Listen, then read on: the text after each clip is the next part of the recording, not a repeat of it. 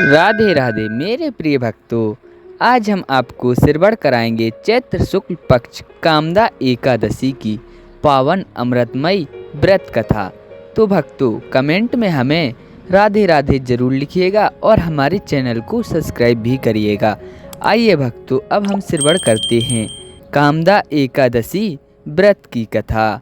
युधिष्ठिर बोले, हे वासुदेव, आपको नमस्कार है। आप मुझसे कहिए कि चैत्र शुक्ल पक्ष में एकादशी का क्या नाम है। श्री कृष्ण बोले, हे राजन, पापों का नाश करने वाली और पुण्य को बढ़ाने वाली चैत्र मास के शुक्ल पक्ष में कामदा नाम की एकादशी होती है। इसकी कथा को सुनो। प्राचीन समय में स्वर्ण और रत्नों से सुशोभित रत्नपुर नाम के नगर में मंदोमंत, पुंडरीक आदि नाग निवास करते थे। गंधर्व, किन्नर और अप्सरा राजा पुंडरीक का सेवन करते थे। वहाँ ललिता नाम की सुंदर अप्सरा और ललित नाम का गंधर्व रहता था। वे दोनों स्त्री पुरुष प्रेम से युक्त और धन धान से भरे हुए अपने घर में सदा क्रीड़ा करते थे। ललिता के हृदय में सदा पति बसता था। पति के हृदय में सदा ललिता स्त्री निवास करती थी। एक समय सभा में पुंडरीक आदि गंधर्व क्रीड़ा कर रहे थे और स्त्री रहित ललित गंधर्व गान कर रहा था। वह ललिता की याद करता हुआ बेशुमार गाने गाने लगा।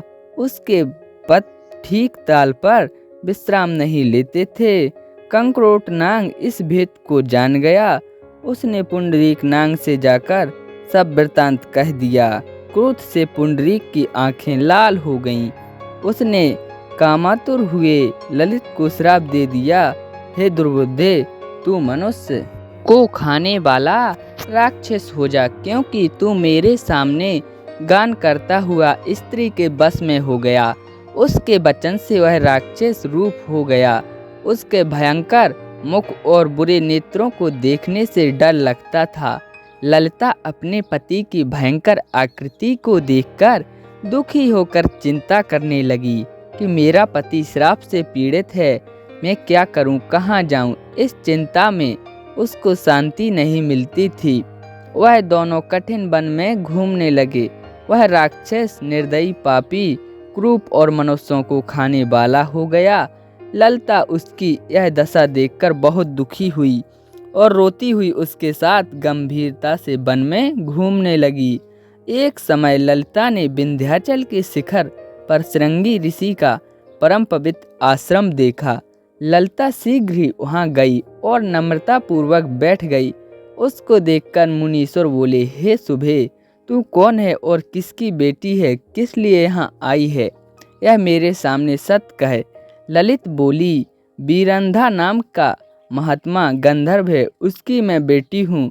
ललिता मेरा नाम है। हे महामुनि, मेरा पति श्राप के दोष से राक्षस हो गया है। हे मुनि, उसका भयंकर रूप और बुरा आचरण देखकर मुझको सुख नहीं है।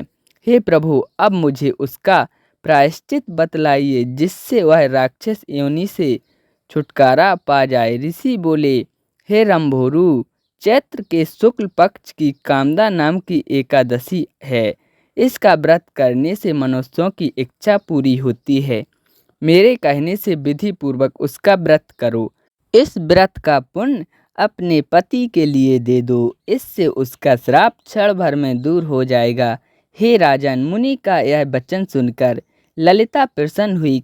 एकादशी का व्रत करके द्वादशी के दिन ब्राह्मण के समीप वासुदेव भगवान के सम्मुख बैठकर ललिता अपने पति के उद्धार के लिए बोली, मैंने जो कामदा एकादशी का व्रत किया है, उसके पुण्य प्रभाव से इसकी पिशाच योनि दूर हो जाए।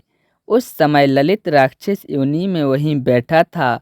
ललिता के इस वाक्य से उसी समय उसके पाप दूर हो गए।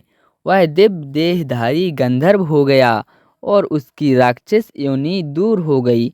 हे नृपश्रेष्ठ, यह जानकर इसका व्रत अच्छी तरह से करना चाहिए। लोगों के हित के लिए मैंने तुमसे कहा है। इस व्रत को करने से सब पाप नष्ट हो जाते हैं। बोलिए श्री विष्णु भगवान की जय।